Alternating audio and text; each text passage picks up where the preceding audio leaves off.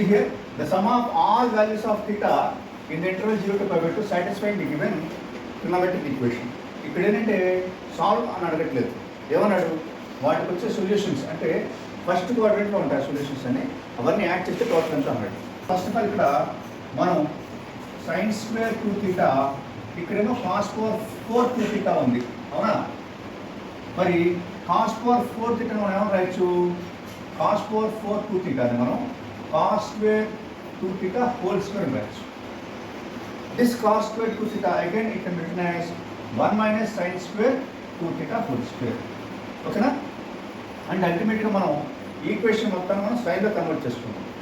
అంటే సింపుల్ మీరు ఏం చేస్తారంటే ఈ సైన్ స్క్వేర్ 2 thetaని మీరు సమ్ ఎక్స్ అనుకోండి, ఈజీగా ఉంటుంది.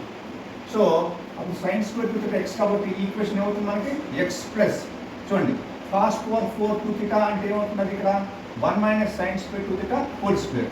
So 1 minus sin square 2 theta we have taken as x whole square is equal to 3 by 4. Okay. Now expand this x and here 1 minus x whole square, a minus b whole square, a square plus b square minus 2ab into 4 is equal to 3. Okay. Now this is 4x square minus 4x plus 4 1 is 4 minus 3 plus 1 is equal to 0. దీని ఎలా రాయచ్చమ్మా, 4x whole స్క్వేర్ని 2x whole square రాయొచ్చు, ఇవన్నీ 1 square రాయొచ్చు.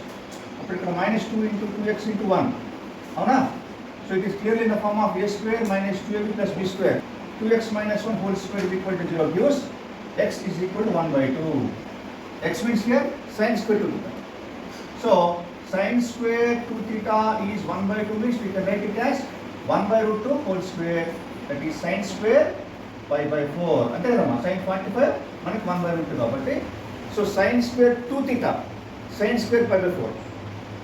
Are ఇక్కడ ఇంకొక main point ఉంది ఏంటంటే మనకి క్వశ్చన్లో theta అనేది 0 to pi by 2 అన్నప్పుడు theta belongs to 0 to pi by 2, 2 theta 0 to pi మధ్యలో ఉంటుంది, 0 to 180. సో ఇక్కడ ఇంకో సొల్యూషన్ కూడా వస్తుంది, ఏంటిది sin square 3 pi by 4, అక్కడ కూడా మనకి 1 by root 2 whole square positive అవుతుంది. సో దీన్ని బట్టి మనకి ఏంటంటే 2 theta will be pi by 4 or this other one 3 pi by 4. అప్పుడు theta అవుతుంది 2 తో డివైడ్ చేస్తే pi by 8 and also 3 pi by 8. Sum of angles means add these two, pi by 8 plus 3 pi by 8 ఎంతమ్మా 4 pi by 8 అంటే pi by 2 is the answer. అంటే option 1 is the answer.